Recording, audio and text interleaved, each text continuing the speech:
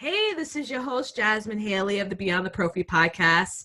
And our guest is a friend, also the first time that she is on the Beyond the Prophy podcast. I've had her on Mom Gymnast. It's Michelle Strange. Hello, hello. So I got to do a proper introduction because she certainly deserves it on what kind of Aw. impact she's made. So she's had a career spanning 19 years.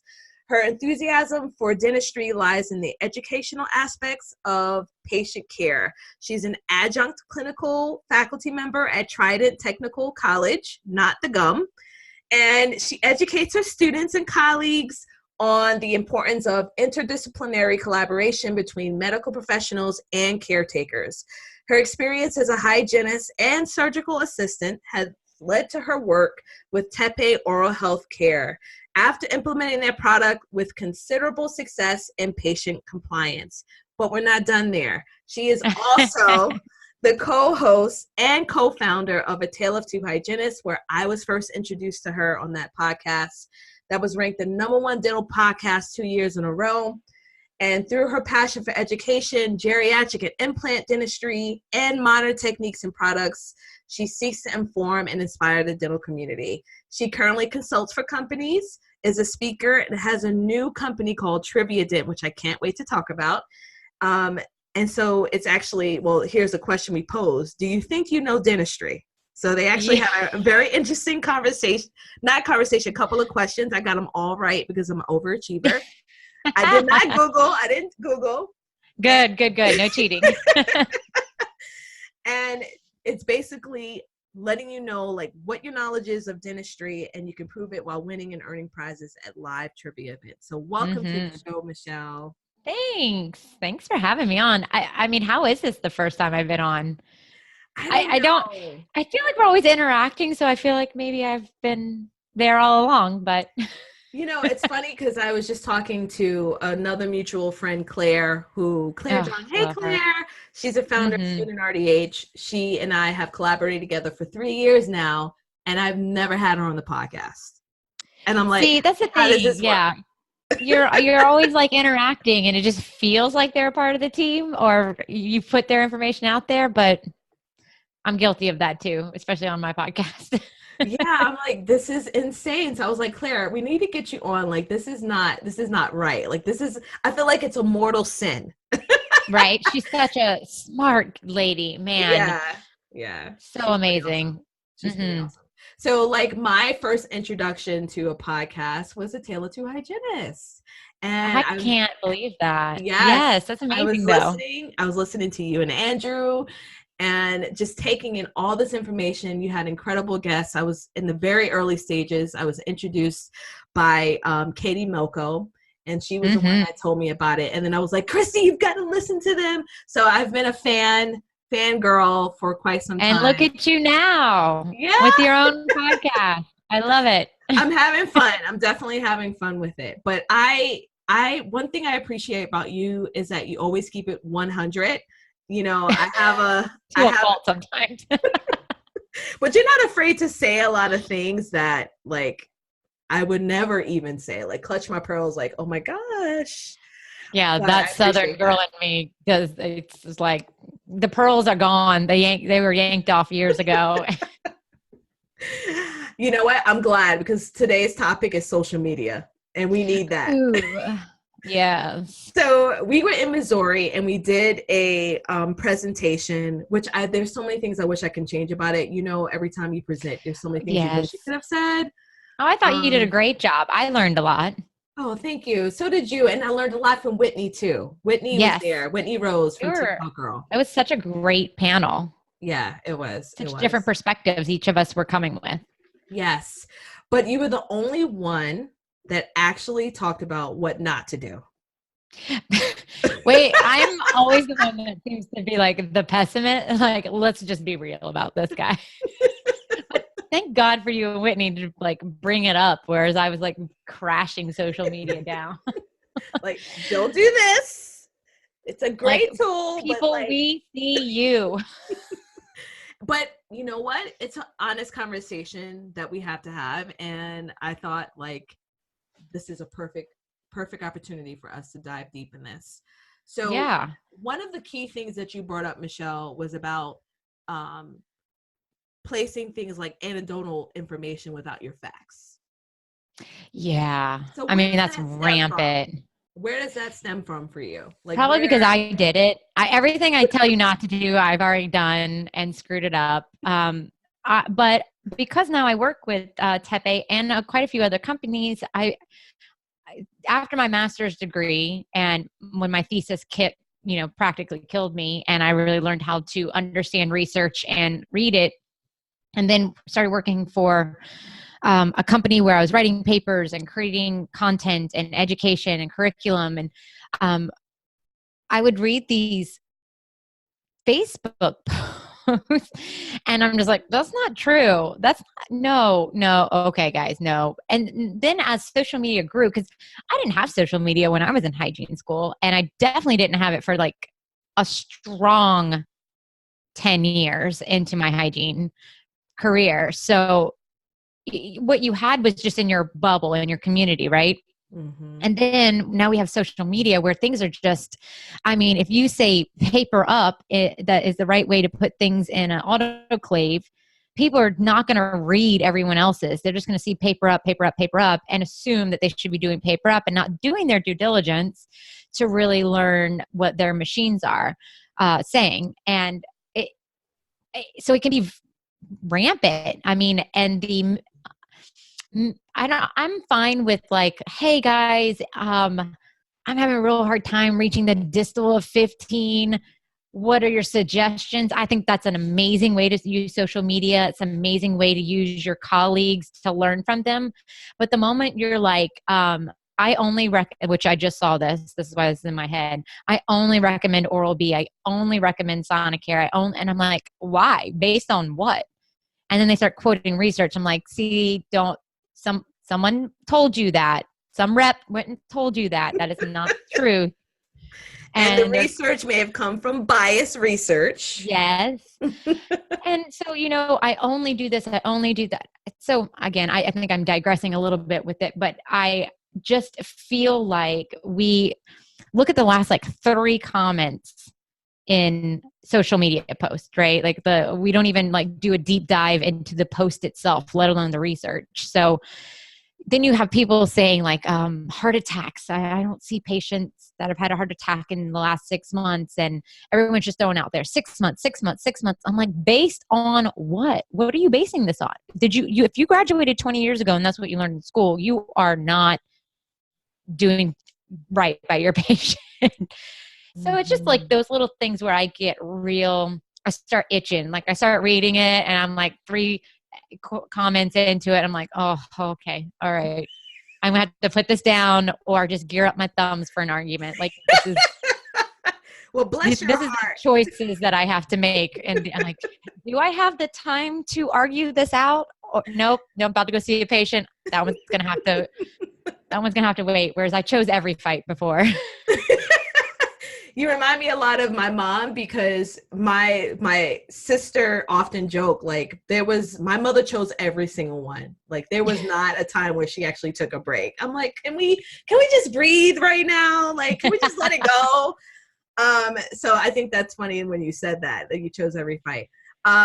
It's interesting because it's like I grew up with when the internet was coming in, right? Like, so I know what it's like right. to play without the internet and like have a normal childhood. And then I remember when AOL came in, I was like in high school and like, when like the dial-up was happening and somebody picked the phone, you're like, hang up, like I'm trying to dial it. I'm downloading from Napster. Like, get off. Oh my gosh, Napster. I think we're in that same age bracket. Yes. And like the AOL chat rooms. And so when I was in high school, it was MySpace. MySpace was just happening. Yep, me too. But I've seen a difference in like generations and just everyone wants this instant gratification of information, regardless of where it's coming from. If it's Wikipedia, they're good. We know that's not a reliable source. And it's kind of scary because it's like, yes, we can ask our colleagues for assistance and stuff. But the problem is that people are using it as a source, Yes, And we're exactly. treating the Exactly. communities. And Mm-hmm. that's kind of scary, you You're know? treating breathing humans. Because the way that I want to flip this around, and this is what I do with my students all the time, if you're taking your child into a medical provider, a nurse who only got their last little bit of information and their current research and their, in their mind from Facebook, like, is that does that feel good to you? Because I can't imagine, like, if I go to an office, like, I want to know, like, when are the last CE courses you took? I mean, do you subscribe to journals? Are you adequately, like, researching these procedures? And a lot of the stuff that we do is kind of monotonous. There's not huge changes, but then there are some that are like, y'all get on board, like the flossing debacle. Like, that's a simple one. I'm the most triggered hygienist when people like talk about floss, which Mm-hmm. is completely the opposite. Whereas I'm like, it ain't for everyone, guys. And if I see like a floss boss or floss babe or like that, it triggers me because I think it mitigates what patients need to be doing to actually care for their mouth. But that's still the thing that's being taught. It's still the thing that's being talked about. I daily I see my patient says they floss, and I know that, but who cares? So I don't floss. I Mm-hmm. really don't. Like, I may floss every once a week, maybe. Otherwise, I'm using some kind of other interdental product, and I'm like, guys, come on! Like, this is antiquated knowledge, and we have got to progress. But what if all of our other medical providers went to YouTube and social media, and that's what they were using to treat us? It just baffles me. Mm-hmm. Mm-hmm. And God, who knows? They could be doing it. They could They be, but could. they very well could WebMD, be. Yeah. WebMD.com. They're like, excuse me for a second. Um, Oh, I need to do the suture. Let me go YouTube it really fast. darn it, I didn't realize like it was only going to last 3 days with it being Right? like that. Yeah, that joke failed. But anyway, I got where you're going with it. yeah. Yeah. It's interesting that you bring that up. That is such a powerful analogy because when you think about it, we wouldn't want that. We want top quality care for medical. Why do we think we're any different? I love that. Right. So And thinking about your kids, like, I don't have them, but yes. I'm sure you care enough about them that you want to make sure if you are in the vaccine world, I hope you are, but if you're whatever, from there, like, if you're getting them at the right times, like if your kids are, you're not getting prescribed too many antibiotics, people are staying current.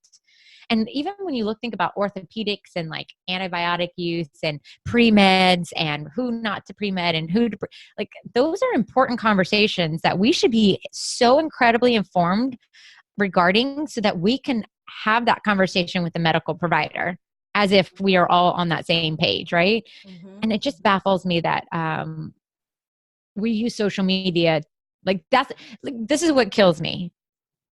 Instead of Googling it, even if you go to Wikipedia, instead of Googling it, your first place most often is posting it on Facebook, the question.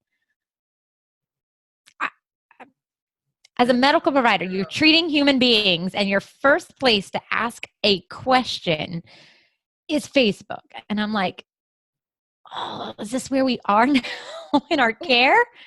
It's also another point to that is the fact that we're getting less and less in-person interaction with one another. Mm-hmm.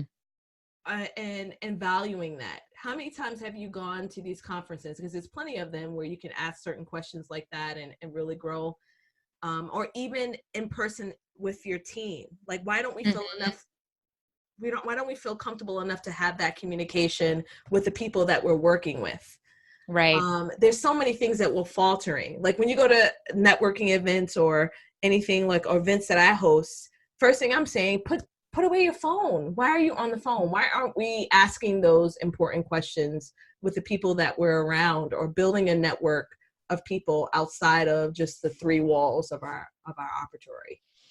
Well, this is going to be a complete digression, which doesn't shock me in most of my conversations, but I think it has a little bit to do with the shame of not knowing. And it's almost, in dental hygiene, we shame real hard. Like Mm-hmm. we like to make people feel terrible for not knowing. And one of my courses that I started is called That's Not What I Learned in School. Mm-hmm. And it is kind of tackling all these like topics that have changed and evolved since a lot of us graduated. Even if you graduated this year, you're already behind because the trickle down effect of research to where you are in school is it's pretty slow. So Mm-hmm. one of the things that I have at the very beginning of it is talking about cognitive dissonance and your cognitive biases. And one of Mm-hmm. the things that I think we are all very guilty of is curse of knowledge. Mm-hmm. Mm-hmm. And we forget that once upon a time we didn't know this and that we had to learn something. We put this on our patient, we put this on new grads, we put this on fellow hygienists, and we forget what it was like to not know that. And so then we shame people for not knowing. Mm-hmm. Do you So, feel that too? oh yes, honey, I'm a Brene Brown fan, okay? And I am Oh, huge yeah. on the She's got a new scarcity. Netflix special. Oh, I I just saw saw it. I that. saw it. I Strong haven't seen it courage. yet. I had to watch Beyonce first. Oh, So, I've already seen Beyonce like twice. Like, girlfriend is like my second screen as like my motivator, and I'm like, oh, oh, love that her. was, I'm Homecoming. telling you, I could not, I was so riled up after watching Homecoming. I was just like, oh, anyway, Brene's next on the list. But Yeah. going back to Brene, don't get me started on Beyonce. But Yeah. going back to Brene, like that scarcity mindset, the shameful judgment that we continuously do to each other is Yeah. prevalent just in society. I can see how that is, with us, which brings to mind, like, people have like this false sense of security that they're behind the screen and they're safe. I'll give an example. Yeah. Someone asked a question on a Facebook group. I love the question, by the way, but it made me think, is there an off limit or things that are off limit for us as dental professionals when we're on social media? This is a group where someone asked, like, how often do you have sex with your mate? Like, how often that's happening. So I'm reading every comment. I'm like, Which I is got, let me another tell thing you we could this. tackle is who's This, reading your I'm like comments. this. If Yeah. I had popcorn, it would have been like, Oh ooh, yeah. like, oh, she has it every day. Oh my gosh. Like, Which I'm I like, then call complete BS. I'm like, lies. Lies. okay. I'm like, oh, every day you have kids. I'm like, what's wrong with me? Like, okay, I'm getting it in, but I'm like, so anyway, I'm reading that and I'm thinking, like, immediately I wanted to comment and I stopped because Yeah. I feel like, if there's a level of things that are off for us, like off limit as professionals when it comes to social media.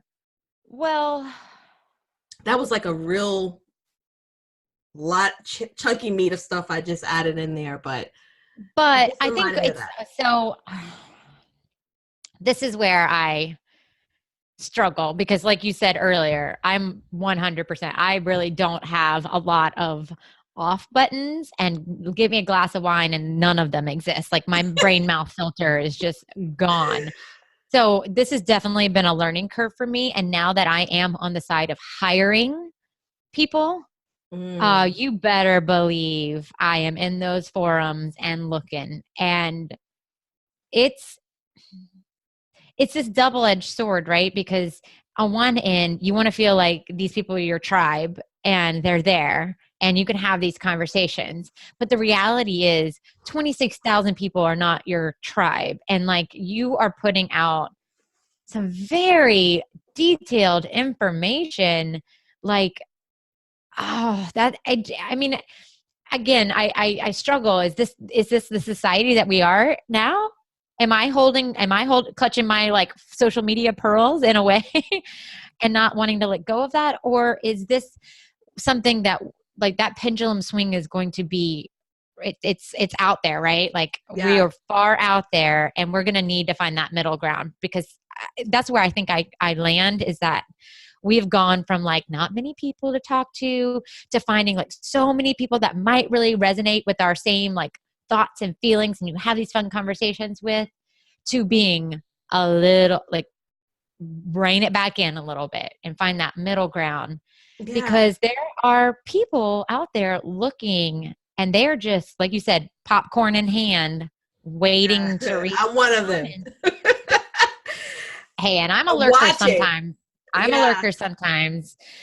But sometimes I just have to shake my head. I'm like, yo, come on. Yeah. Do you remember how many people are reading this? Would you go on stage at Coachella? Speaking of Bay, like, would you be out at Coachella being like, hey guys, how many times did you have sex with your man? I don't think you would, but you just did. Mm-hmm. And you're right, that screen is there and you forget. And I get kind of circling back to that anecdotal side. When you are only out there putting anecdotal information and then you're asking for a job from companies, especially companies based in science and research, I'll tell you right now that it is not, I will go right on past your resume, right on past it. And people are looking. Yeah. You don't think there are reps, there are teachers, there Mm-hmm. are VPs in these groups, and they are looking at you. I promise. Mm-hmm. Yep, absolutely. And it's funny, I've had conversations. I was talking to a corporate person and they were like, I've been listening to your podcast. I'm like, ugh. It's so creepy, right?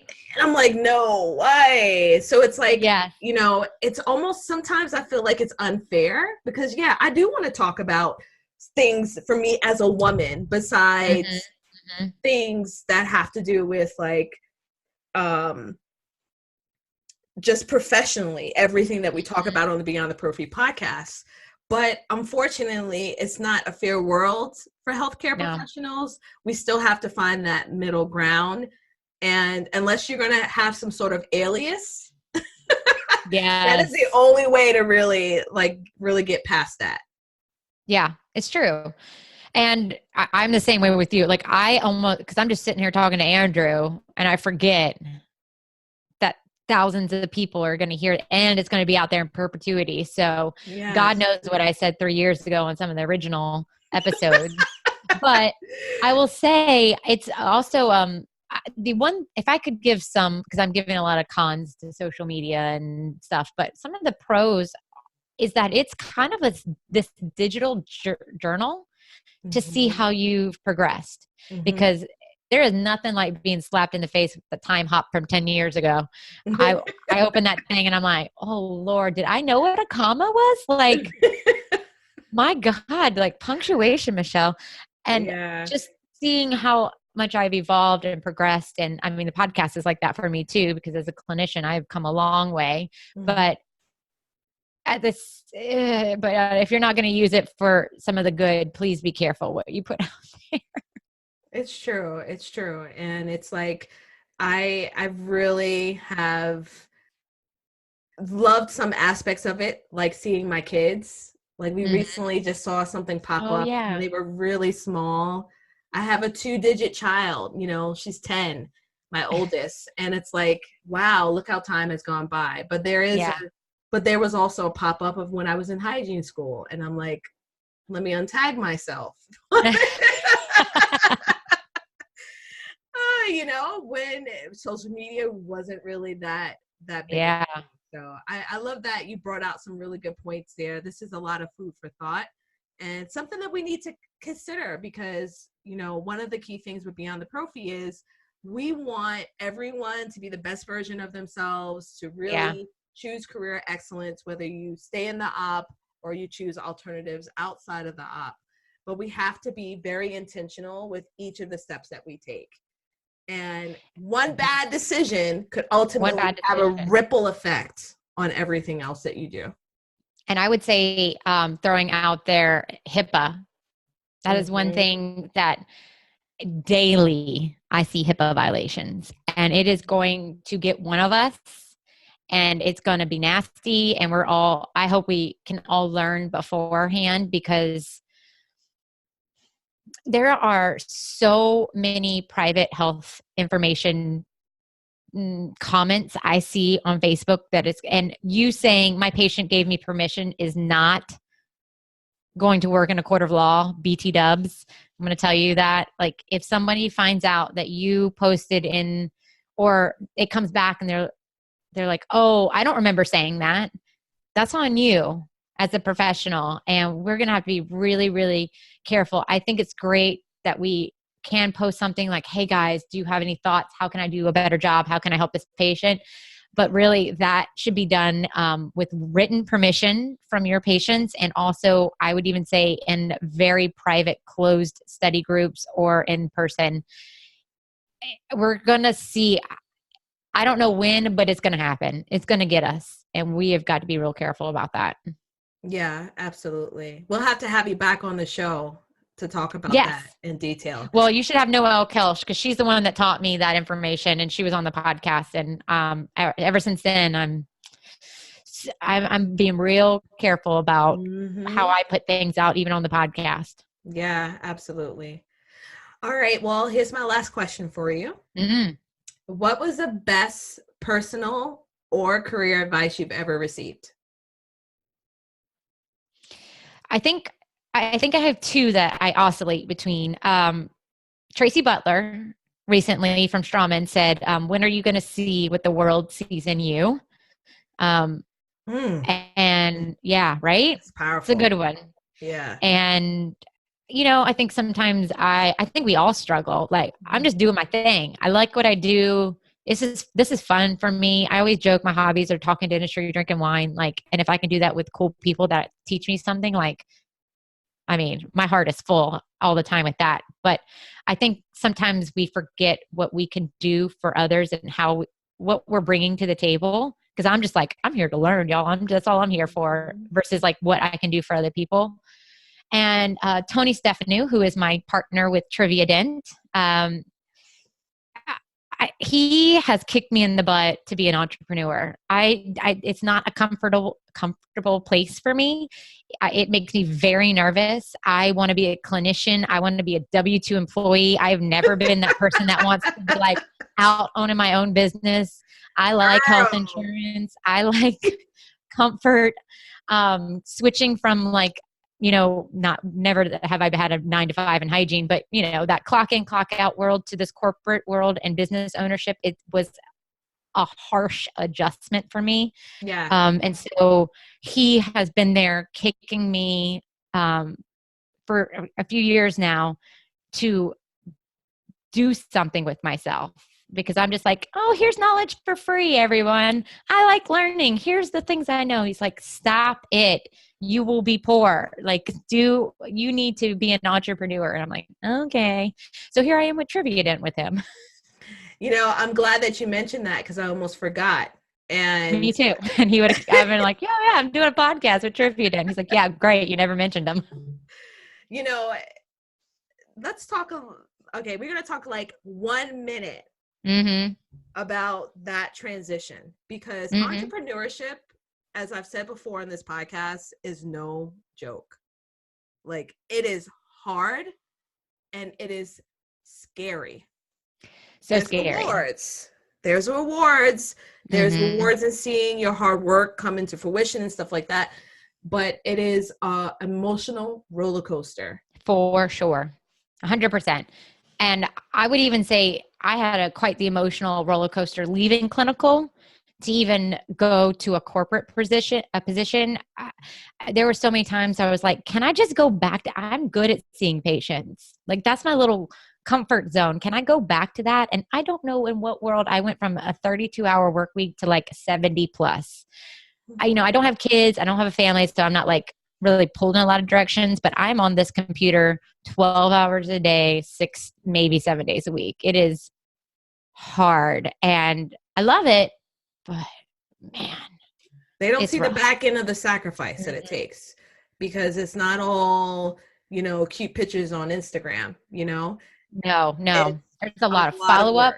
Yep. There's so much follow-up. There's people stealing from you. There's people dragging you through the mud. There are people, the one thing I think that was the hardest for me, leaving that little private practice bubble, is I could be like, Jasmine, you had something to say?